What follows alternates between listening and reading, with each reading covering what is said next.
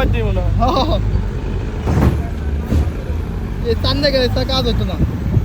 এত পাহাড় কত দূরে কত বেশি না কোনাকুনি এটা দা পাহাড় দা বুঝছেন মনে করেন বান্দরবন যাবে